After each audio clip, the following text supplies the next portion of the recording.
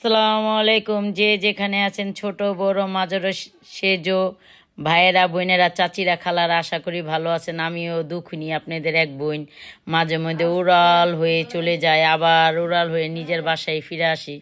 কি করুম কোন, ভালো লাগে না, যেটা বাস্তব কথা। আপনারা লাইক শেয়ার কমেন্ট কিছুই করেন না, মানে কষ্টটাই অনেক ব্যথা। আপনারা তো মনে করেন একটা ব্লগ করতে মনে একেবারে সহজ না। তাহলে মাহে রমজান মাসে কে কিরকম আছেন কমেন্টে জানেন, আশা করি ভালোই আছেন। রমজান মাসে মানে পবিত্র আর অপবিত্র, গুনাহগার বান্দা আর অগুনাহগার বান্দা আল্লাহর দ্বারে সবচেয়ে ভালো। মানে কিছু কিছু পবিত্র মানুষের উসলতে অপবিত্র মানুষগুলো ভালো যায়। কে পবিত্র রমজান মাসে এইটা একবারে একটা শান্তির মাস। এই মাসে কেউ বলে না যে কেউ অশান্তি নেই, যতই অশান্তি থাকুক, কিন্তু দেহর দিক দিয়ে অনেক শান্তি। আর কেউ কি পবিত্র রমজান মাসে বিয়া খাইছেন? ইনশাল্লাহ আমরা কিন্তু আজকে খামু। তো পবিত্র রমজান মাসে বিয়া খাওয়ানোর মজাই কিন্তু আলাদা, বুঝছেন।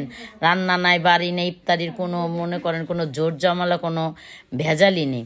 তো আজকে আমরা ভেজাল মেজাল আড়ায়া যাচ্ছি কোথায় জানেন? ধানমন্ডি প্যারেস এই ইয়েতে ভূপে ভাপে ভাপে তার ভূপেটা কি নাকি যা পারম তাই কমু, তারপরও কই আমি বাইরে লইয়া যাবার চাই আমি। তো বুঝছেন, প্যারাস এই যে ভাপেট লইছে, ওইখানে আমার এক ভাবির মেয়ের বিয়া। তো পবিত্র হঠাৎ করে বিয়াটা ঠিক হয়ে গেল, এই কারণে হঠাৎ করে বিয়াটা হইয়া যেতেছে।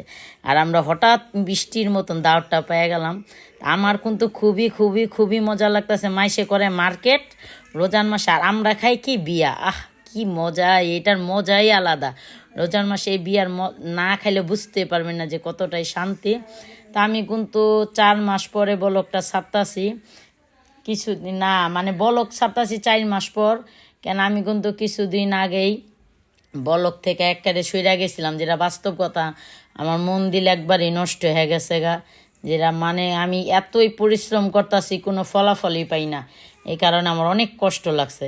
তো দেখতে দেখতে কিন্তু আমরা অবশেষে ভাপেটে আইসেই পড়ছি। আর কে কোনটা খাবে, মার তো দিছে আজান, যারে কইছে বাঙালি, বুঝছেন।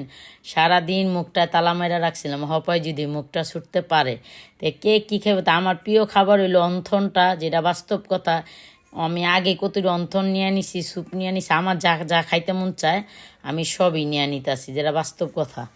তো আপনার ভাই কি খাইব দিশ পাইতেছে না, কোনটা শুয়া কোনটা খাইব, কোনটা শুয়া কোনটা খাইব। তা আমি কই দূরও 3 ঘন্টা সময় আছে, যা খাইতে পারো আর যা খাইবা আর হইবা, খাইবা আর হইবা, মানে জিরেবেন। এখানে তো ফোনের কোনো সিস্টেম নেই, এটা হইলো ফাইজলামি করে কইলাম অবশেষে। তো এই যে আমার খাবারের প্লেটটা দেখতেই পারতাছেন। তাই আসল কথা কি, সারাদিন মনে করেন রোজা রেখে এমনিও খাওয়া যায় না।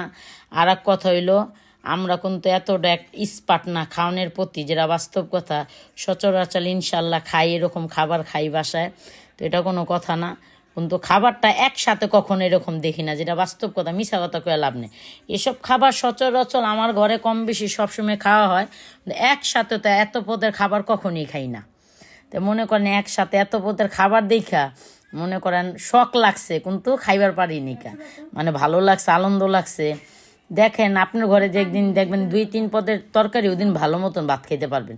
যেদিন দেখবেন 7-8 পদের তরকারি, ওদিন আপনি কোনটা সোয়া কোনটা খাবেন। তা আজকে আমাদের পাল্লা হয়েছে এটা, আমরা কোনটা সোয়া কোনটা খামো, বুঝছেন না। তা আমি আস্তে আস্তে রিল্যাক্সে খাবারটা খাইতাছি। আর আমার যেটা বাস্তব কথা, আমার যেটা হলো আগে প্রথমেই দরকার আমার হলো ভিডিও।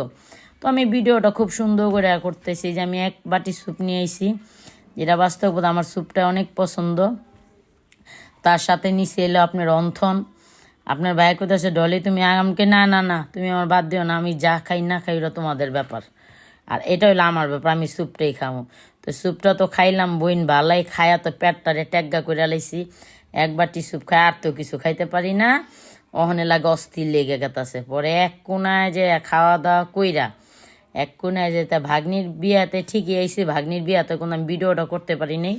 কিলা ভিডিও সপ্তাহে তো আর ক্যামেরার সাথে আসতে পছন্দ করে না, সপ্তাহে কিন্তু ক্যামেরার সাথে আসতে পছন্দ করে না। এই কারণে আমার যেটা দরকার আমি ওটা করছি না। আমি কিন্তু প্লেটটা সাজাইছি ঠিক, আমি কিন্তু ওইগুলা কিছুই খাই নাই সাজানোর জন্য, আর কিছু না।